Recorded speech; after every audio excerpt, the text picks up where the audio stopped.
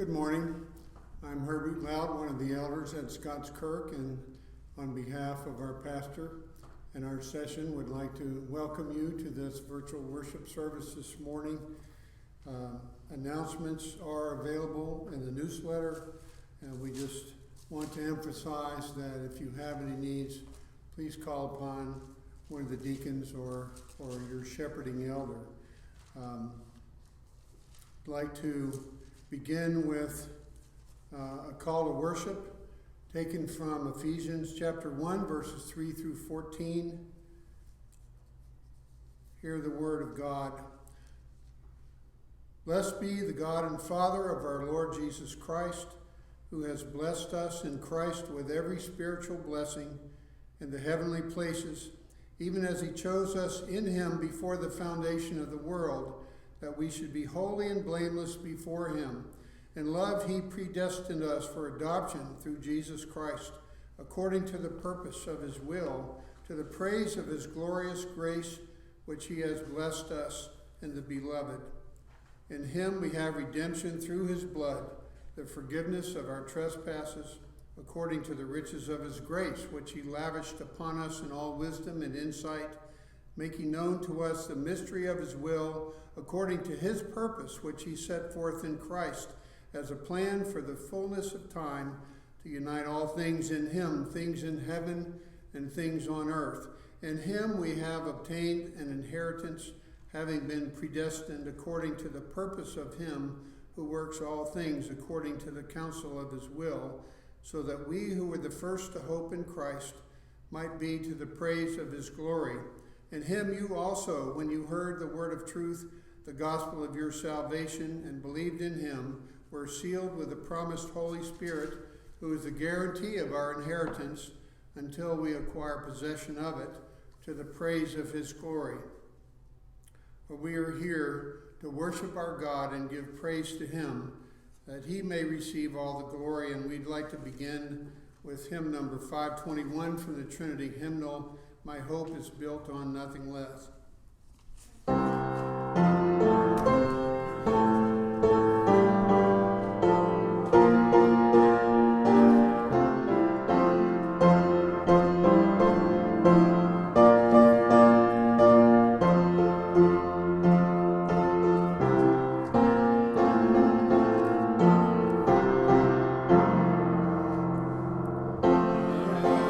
Built on nothing less than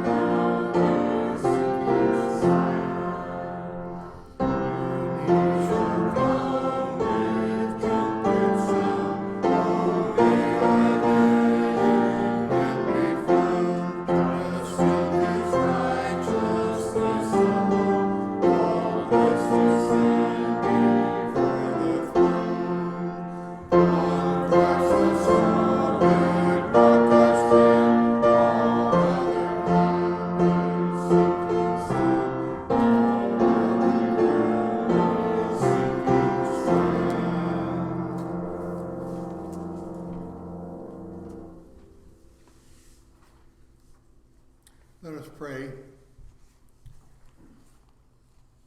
Dear God, we come before you today to offer you worship and praise, for you are the only one to whom glory is due.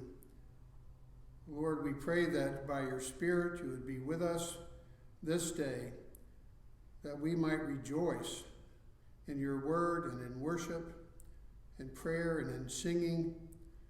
Lord, we pray that you would be with our pastor by your Spirit as he preaches to us today. Lord, we recognize that as we come before your throne, we are not worthy except in the blood of Christ. And Lord, we would cling to that. Be with us now as we pray the prayer that our Lord taught his disciples to pray, saying, Our Father, who art in heaven, hallowed be thy name. Thy kingdom come, thy will be done, on earth as it is in heaven. Give us this day our daily bread, and forgive us our debts, as we forgive our debtors. And lead us not into temptation, but deliver us from evil. For thine is the kingdom, and the power, and the glory forever. Amen. Our confession of faith this morning is taken from the Westminster Confession of Faith in chapter 7, and the words are printed in the bulletin that is available to you online. All those that are justified, God vouchsafeth in and for his only Son, Jesus Christ, to make partakers of the grace of adoption, by which they are taken into the number, and enjoy the liberties and privileges of the children of God, have his name put upon them, receive the Spirit of adoption, have access to the throne of grace with boldness, are enabled to cry, Abba, Father, are pitied, protected, provided for, and chastened by him as by a father, yet never cast off, but sealed to the day of redemption, and inherit the promises as heirs of everlasting salvation. Our scripture reading this morning is taken from 1 Peter chapter 2 and verses 1 through 12. 1 Peter 2 verses 1 through 12. So put away all malice and all deceit and hypocrisy and envy and all slander. Like newborn infants, long for this pure spiritual milk, that by it you may grow up to salvation, if indeed you have tasted that the Lord is good. As you come to him, a living stone rejected by men, but in the sight of God chosen and precious, you yourselves, like living stones, are being built up as a spiritual house, to be a holy priesthood, to offer spiritual sacrifices acceptable to God through Jesus Christ. For it stands in Scripture, Behold, I am laying in Zion a stone, a cornerstone, chosen and precious, and whoever believes in him will not be put to shame. So the honor is for you who believe. But for those who do not believe, the stone that the builders rejected has become the cornerstone, and a stone of stumbling and a rock of offense.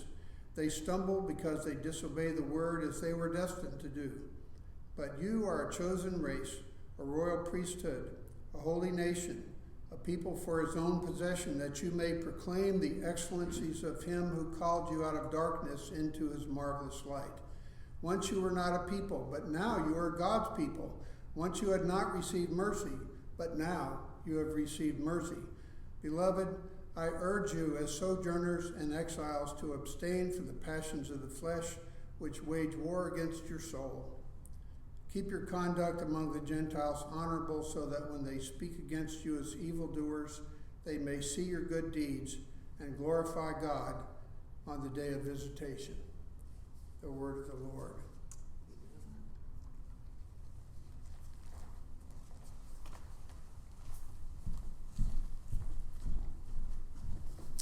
Let us pray together.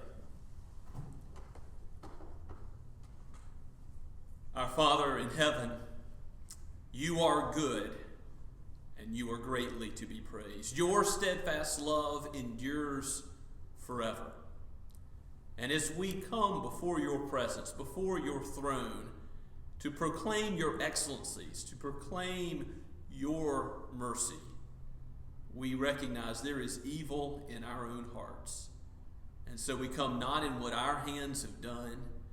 We come clinging to the cross, looking to the mediator between God and man, the Lord Jesus Christ, in whose righteousness alone, by faith, we stand. He is the solid rock, our fortress and our high tower. And so, Lord, we confess that there is much sinful pride in us, the lust of the flesh, the love of the world, all too much in our own hearts. But cleanse us for the sake of Christ, and by your Holy Spirit, build us up in the truth. Sanctify us by your word. Uproot in us that which is displeasing to you, and make us more like the Savior.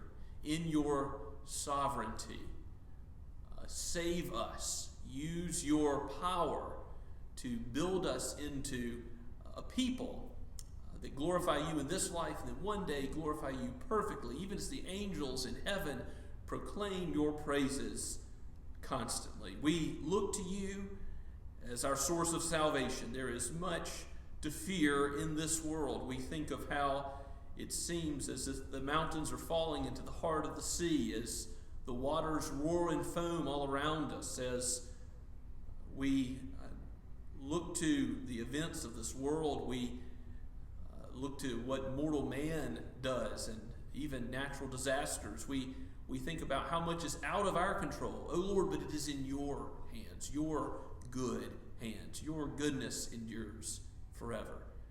Father, we pray for those affected by tornadoes throughout the South, even those who are in Moncks Corner nearby. We think of your goodness in sparing the lives of some in our own number at Scots Kirk, and we are thankful for that, Lord. And yet pray for those who have lost loved ones, and for those who are in a situation where their homes have been destroyed or damaged. We ask for your care to be near to them, and that you would use your church. Father, we pray that you would bless leaders and advisors with wisdom.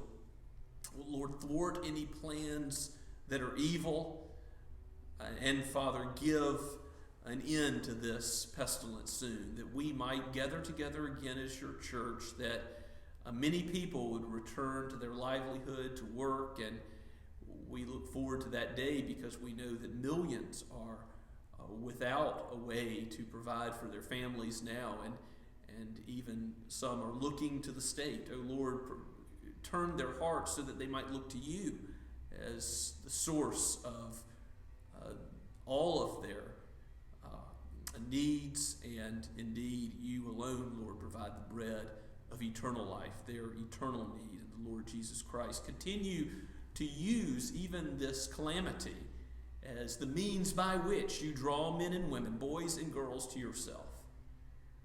Father, bless your church, quiet our fears, comfort us as you have indeed shown light on us. You have given us the light of your word, that we might walk not according to fear, but according to the light and wisdom in which we know that you will, in your perfect rule over all the world, bring us safely home, and that you watch over us even now, and that you will never leave or forsake your people. Let us recount your faithfulness in days past and look forward to your faithfulness in the days ahead.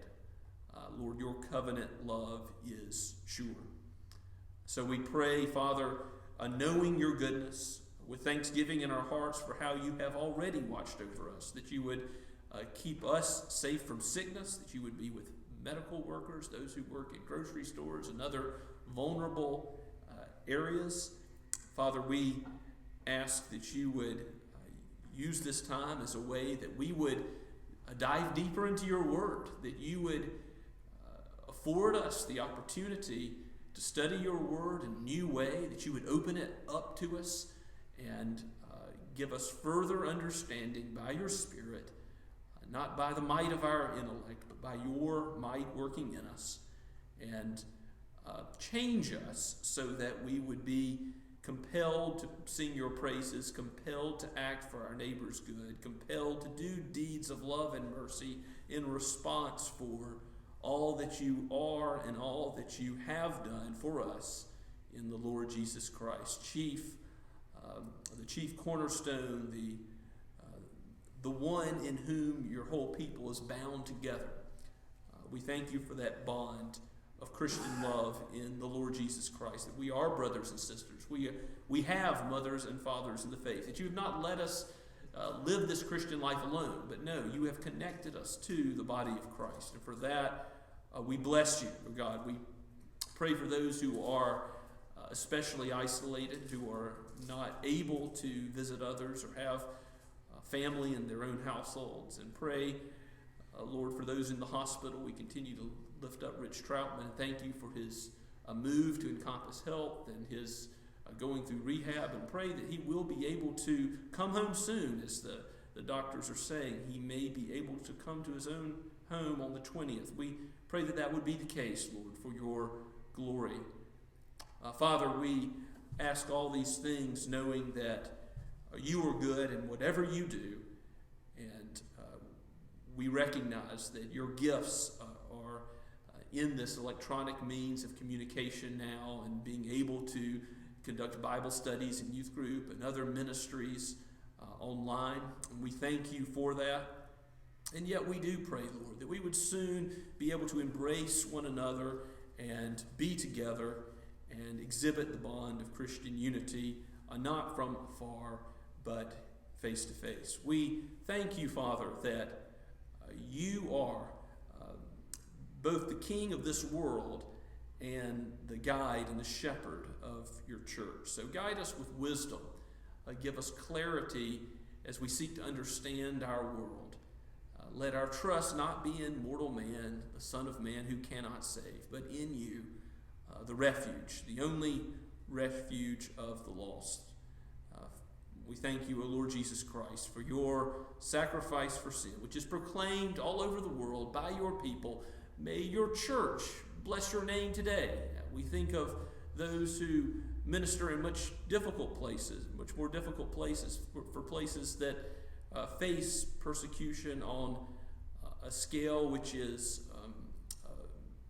to the extent that they must always meet in their houses. We think of the church which is persecuted in China, and we think of our brothers and sisters who are in a more strict lockdown in other European countries, and ask that your light of your presence would particularly be made known to them, and that you would bless our own city, that you would bless Summerville with a revival and a return to you, a casting off of sin, a repentance that casts off sin for the Savior, the Lord Jesus Christ, the one Lamb of God, the one who is alone the way, the truth, and the life, the gate to enter into your presence.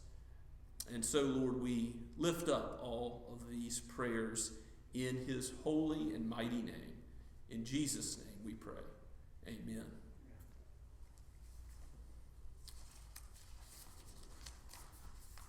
As we continue to worship the Lord now, please turn with me in your Bibles to Psalm 118.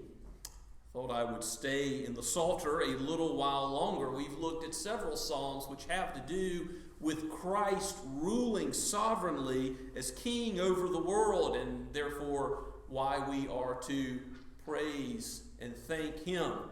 And this psalm is certainly a psalm of praise and thanksgiving. It certainly has to deal with God's kingly sovereignty. In fact, this psalm is the last of what is called the Hallel, or the Egyptian Hallel. Psalms 113 through 118 were often sung together at festive times in Israel's calendar year, and particularly on the Passover, these would have been sung. We know with relative certainty that this would have been on the lips of Jesus. Psalm 118 would have been on the lips of Jesus on the day of the Last Supper, before he went to the cross, as he was eating with his disciples on the way to Calvary. So certainly that ought to pique our interest in what the Lord says here through possibly David or Solomon or some other Davidic king. It's not explicitly given. But this psalm of praise ultimately speaks to Christ, and many do classify it as a messianic psalm. And we know that Jesus himself sang it, and we'll see the importance of that as we get to particularly the end of the psalm. But it's a wonderful psalm that ought to be near to all of our hearts and prepares us to worship God in any time, but particularly in a time of trouble. Let us hear God's word from Psalm 118 from the pen of the psalmist, breathed out by God himself for his people of all ages. Oh, give thanks to the Lord, for he is good, and his steadfast love endures forever. Let Israel say, his steadfast love endures forever. Let the house of Aaron say, his steadfast love endures forever. Let those who fear the Lord say, his steadfast love endures forever. Out of my distress I called on the Lord. The Lord answered me and set me free. The Lord is on my side. I will not fear. What can man do to me? The Lord is on my side as my helper. I shall look in triumph on those who hate me. It is better to take refuge in the Lord than to trust in man. It is better to take refuge in the Lord than to trust in princes. All nations surrounded me, and in the name of the Lord I cut them off. They surrounded me on every side. In the name of the Lord I cut them off. They surrounded me like bees. They went out like a fire among thorns. In the name of the Lord I cut them off. I pushed hard so that I was falling, but the Lord helped me. The Lord is my strength and my song. He has become my salvation. Glad songs of salvation are in the tents of the righteous. The right hand of the Lord does valiantly. The right hand of the Lord exalts. The right hand of the Lord does valiantly. I shall not die, but I shall live, and recount the deeds of the Lord. The Lord has disciplined me severely, but he has not given me over to death. Open to me the gates of the righteous, that I may enter through them and give thanks to the Lord. This is the gate of the Lord. The righteous shall enter through it. I thank you that you have answered me and become my salvation. The stone that the builders rejected has become the cornerstone. This is the Lord's doing. It is marvelous in our eyes. This is the day that the Lord has made. Let us rejoice and be glad in it. Save us, we pray, O Lord. O Lord, we pray, give us success. Blessed is he who comes in the name of the Lord. We bless you from the house of the Lord. The Lord is God, and he has made his light to shine upon us. Bind the festal sacrifice with cords up to the horns of the altar. You are my God, and I will give thanks to you. You are my God. I will extol you. Oh, give thanks to the Lord, for he is good, for his steadfast love endures forever. Let us pray together. Oh God, show us the beauty of your Son, the Lord Jesus Christ. Help me to preach, Lord, as a dying man to dying men. And I ask that you would help us all in our distress to cry out to you. For you alone, O Lord, are good, and your mercy endures forever. We pray this in the name of the Lord Jesus. Amen. In the 18th century, French Huguenots, some of whom came to Charleston later on, were persecuted in France. And as a result of that persecution, the men that were executed for their faith were numerous. And there is one man, Louis Rang, in 1745, who goes to the scaffolds to be executed and who quotes this psalm, Psalm 118, on the way to be executed. He quotes verse 6, "The Lord is on my side. I will not fear. What can man do to me?" And that led to a whole host of others who were also unwilling to renounce their Protestant, Reformed, Calvinistic faith, also that were sentenced to die. That led to others singing this glorious psalm on the way to death, because they knew the one who is proclaimed in this psalm, the Lord Jesus Christ, the Lamb of God, the one who, yes, as he was going to the cross, saying the words at the end of verse 27, "Bind the festal sacrifice with cords up to the horns of the altar." He was bound by nails to Calvary's tree. He was the sacrifice, as the Lamb of God for his people. The fact that he ever came to sing any of the psalms, to sing all the psalms, to sing this psalm for us, was because of our sin. He came to save sinners, to give his life as a ransom for many. And because of that, because of Jesus going to the cross for us, we can extol God, we can praise him, we can thank him. We too can say, the Lord is on our side. We are in Christ. What can man do to me? We can have no fear of anything in this life because we understand his covenant love. And that is repeated throughout Psalm 118. Extolling God for his covenant love. It's in the first verse. So give thanks to the Lord, for he is good. Certainly, God's goodness is a theme of this song, as it's in the very first verse and the last verse. But his steadfast love, or his hesed in the Hebrew, endures forever. And then that second half of verse 1 is repeated in the next several verses. Let Israel say, it's all of God's people, his steadfast love endures forever. Let the house of Aaron say, let his ministers say, his steadfast love endures forever. Let those who fear the Lord, and not those who fear men, not those who fear circumstances, let those who fear the Lord say, his steadfast love endures forever. And there's a whole bunch of places in the scripture where you can see this same refrain repeated.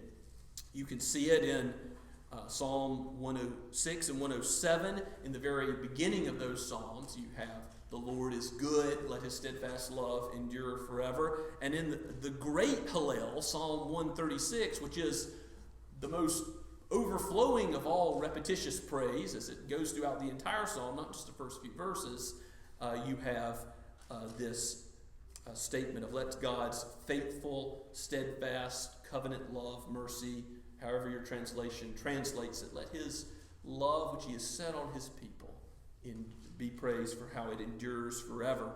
That is not the end of it. You see it also when Israel returns victorious from battle in the laying of the second temple in Ezra chapter 3 verse 11. As the foundation's laid, you see this praise being made once again, that God's covenant love might be exalted. You can see it in Lamentations chapter 3 verse 32, which I'll read for you. Jeremiah writing about God's covenant love here, he says, though he would cause grief. Of course, the book of Lamentations has to do with the subject of grief. Though he would cause grief, he will have compassion according to the abundance of his steadfast love. So that's not an exact quote of this same repetition we find in Psalm 118, but it's a similar concept.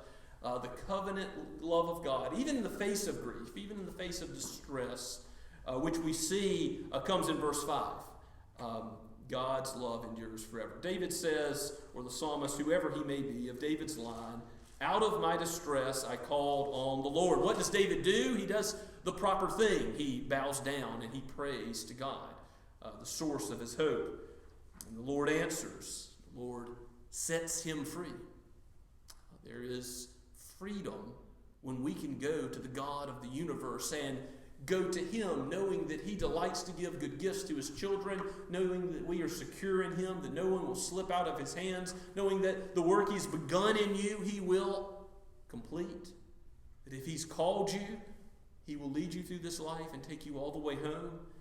This is our God forever. His covenant love endures forever. So out of our distress, we too ought to cry like the psalmist does to the great I am, the capital Lord, Yahweh, the one who always has been and is and always will be. This is the Lord that is on our side. And so we ought not fear. What can man do? With the Lord as our helper, we will indeed have triumph over his and our enemies. And you see that this is a royal figure that is in view in the verses that follow. In verses 10 through 16 particularly, or 10 through 18, the nations surrounded me in the name of the Lord. I cut them off. And the nations coming around Israel, this is something that only a leader would say, that he sees this particular situation. And of course, he's not asking for personal vengeance to be taken. No, he's saying, let vengeance be of the Lord, and let God be his helper in his capacity as the royal king. And indeed, God answers his prayer. God does give him triumph over those who hate him, who hate the Lord.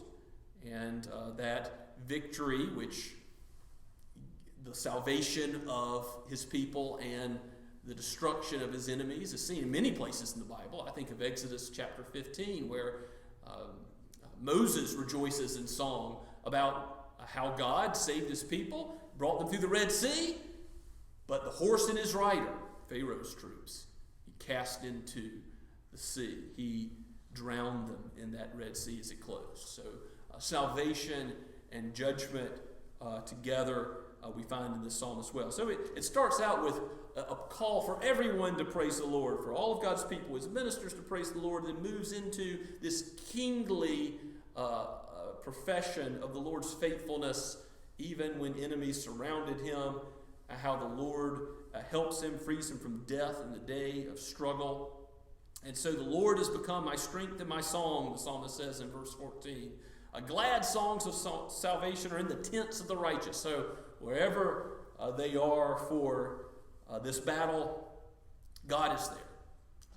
The God of heaven and earth is not just in Israel, but he is over the whole world, in the tents of the righteous, wherever they dwell.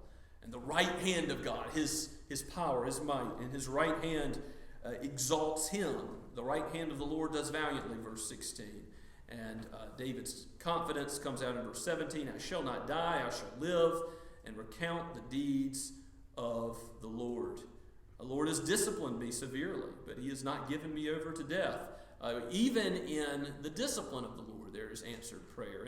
And I think what makes this psalm particularly likely that it's David who's the Davidic king in view is that, David had quite a few incidents where with Absalom, his son, or with Saul, his father-in-law, he was fearing for his own life.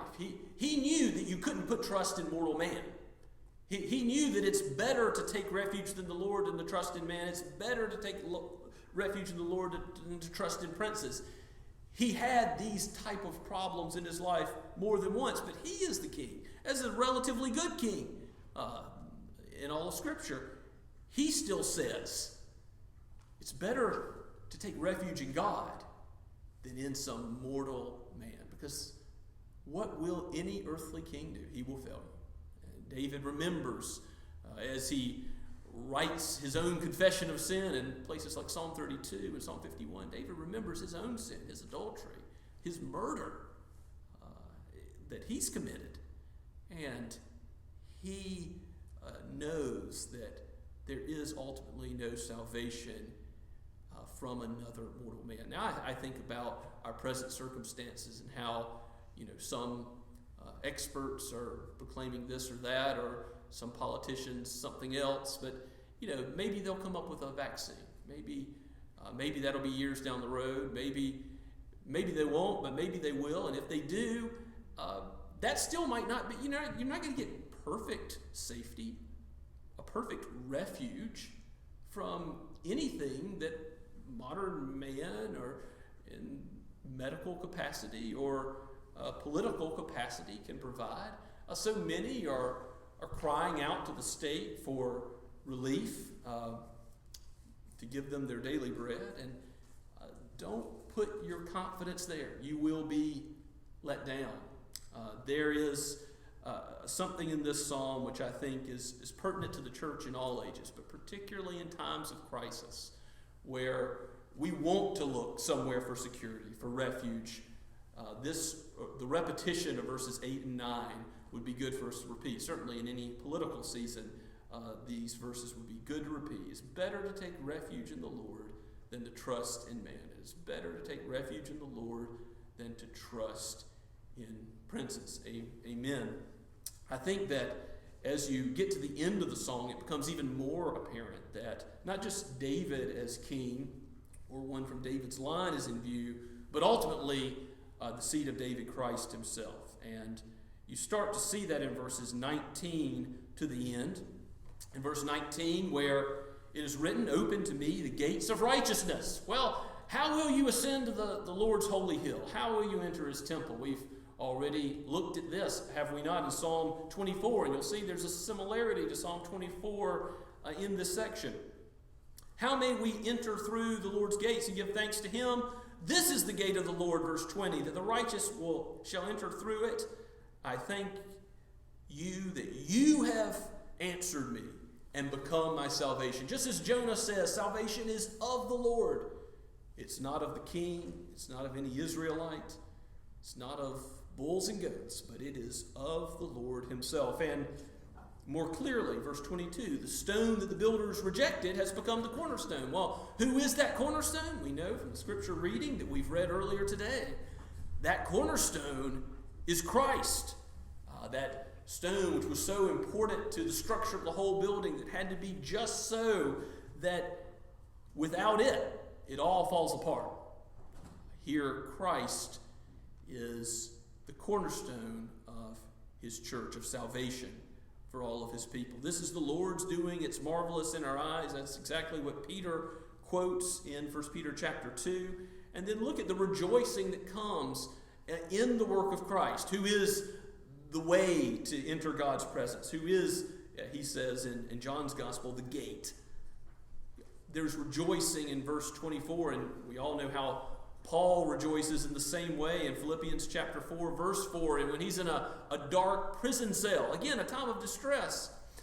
This is the day that the Lord has made. Let us rejoice and be glad in it. Rejoice in the Lord always. And again, I say, rejoice. This is the theme of Scripture, that we have thankful hearts when? Not only in times of plenty, but in times of need. That every day there would be cause for rejoicing in him. Why? Because of what he has done in this glorious King, the Lord Jesus, the cornerstone, in redeeming us from our sins. And he's the blessed one who's come in the name of the Lord. Again, a similarity to Psalm 24 there that we find in verse 26 of our psalm today. We bless you from the house of the Lord. The Lord is God. He has made his light to shine upon us.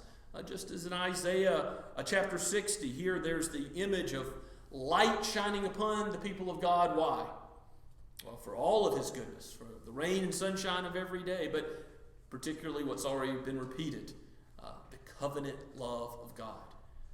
We can't miss this theme that through Christ we have redemption. We who are in darkness have seen a great light because Christ has come. And so here, at the end of verse 27 is the reference to the sacrifice for sin that Christ offered up for his people in all ages. In the Old Testament, in his time on earth, and for us today. Bind the festal sacrifice with cords up to the horns of the altar. Christ was that sacrifice on Calvary's tree. At Golgotha, he gave up his life so that the thief next to him, he could say to him, to this day you will be with me in paradise. Christ's salvation is effectual, effective for all those who turn to him, who turn from their sin and trust in him. You also will receive that great reward And you also ought to have the heart of the psalmist here as he concludes the psalm in verse 28. You are my God, and I will give thanks to you. You are my God. I will extol you. Oh, give thanks to the Lord, for he is good. And your steadfast love endures forever. Well, last verse, the same as the first. God ends this psalm with those bookends to emphasize that his steadfast love, his goodness, ought to be the source of the ground of our praise constantly. Certainly, repetition is uncommon in the Psalms. Most hymns that are inspired in the 150 Psalms don't use repetition. But here we have an instance of it. So you can't say all repetition in worship is wrong, because here God indeed uses it to really impress into our mind the beauty of his steadfast love. And so if you know the steadfast love of Christ, it is imperative that you rejoice in him in all times and all seasons. So recount his deeds one by one. Don't forget his loving kindness in the past, but as you look to the distress which is here now, remember his faithfulness in the past. And part of the Egyptian Hallel, Psalms 113 through 118, is thinking about how God delivered from those past enemies, from Pharaoh and his men, how he brought out of Egypt to the promised land his people. So remember the past covenant faithfulness of God and how he has brought you to Christ. Remember to give testimony to Christ. When unbelievers ask for the reason for the hope within you, tell them about Christ. First and foremost, tell them about Christ, but tell them your own testimony. Tell them your story of how God worked in your life. Tell them something of the work of the Lord in you. And you remember that as well, so that as you give him thanksgiving, you don't thank God just in a general way. You don't move past that portion of prayer too quickly, but you thank him specifically for his deeds for you. And remember, when you were in your time of great need, that just as the French Huguenots and Christ himself going to the cross were in times of great need, they had this word stored in their hearts. They had it ready to come on their lips. For the Lord is good, and his steadfast love endures forever. This is not complicated Bible memorization, but what can man do to me? We have a mighty fortress in our God, that these verses would be impressed on our hearts, so that when it does seem like the mountains are falling into the heart of the sea, when the waters roar and foam, we will know that our God, yes, is a mighty fortress, a better refuge than any other refuge this world can offer. And though we may not face persecution, though we may, but we may not face persecution and a death for our faith, we will all face a day when we die. We will all go to be with the Lord one day. And I've had saints ask for prayer specifically to finish well, and I think that's a good prayer to have. And oftentimes, if you have someone who's losing some of their mental capacity in older age, you know what the last thing to go is? It's those songs, the scripture that is seeped deep into your soul. So as we sing the Psalms, as we pray the Psalms, let these things remain with us, so that on our deathbed we might have God's word stored up and be ready. And if persecution is to come, we would be ready, like those who have gone before, to proclaim God's excellence, even as mortal man attempts to do something against us. Safety and security does not come from any other source but the solid rock. Christ alone is the source of salvation. So have you come to him? Do you want to be safe and secure? This world cannot offer perfect safety. This world cannot offer a life without risk. And one day, the probability of death is 100%. We will all face the grave and then the judgment. And if we come dressed in our own righteousness, we will face the judgment of God. We will be counted among his enemies. But if we are in the Lord Jesus Christ, if he is the gate to open heaven, if he is the way to the Father, if he is the one who has shown his light on us, then we are in him counted as pure as he is pure. We are in him counted as forgiven because of the sacrifice he has made for us to ransom us from all of our sin. God be praised for this great sacrifice that he has made.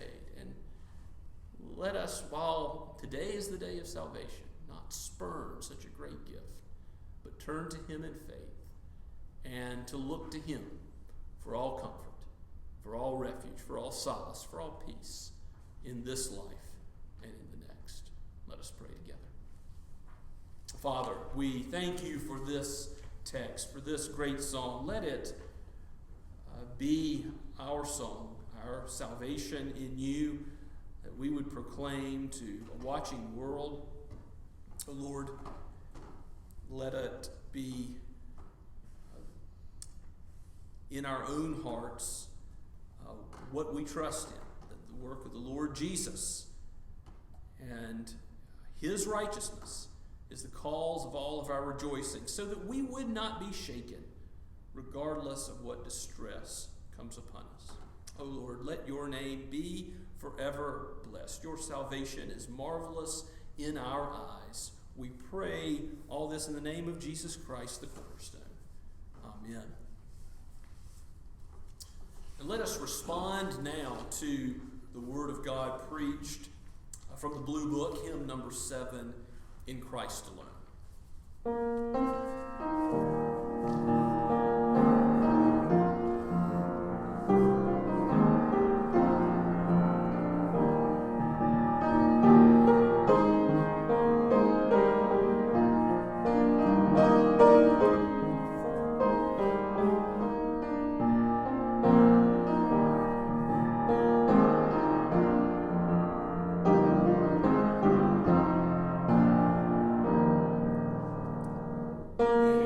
Cross.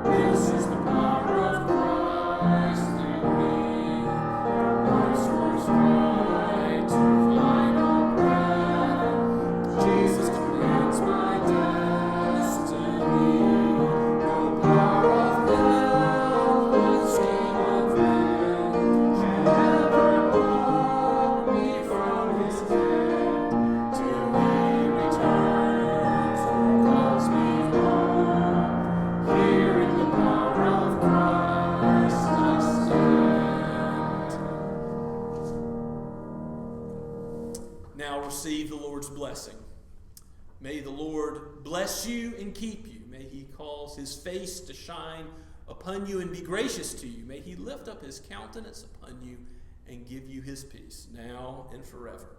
Amen and amen.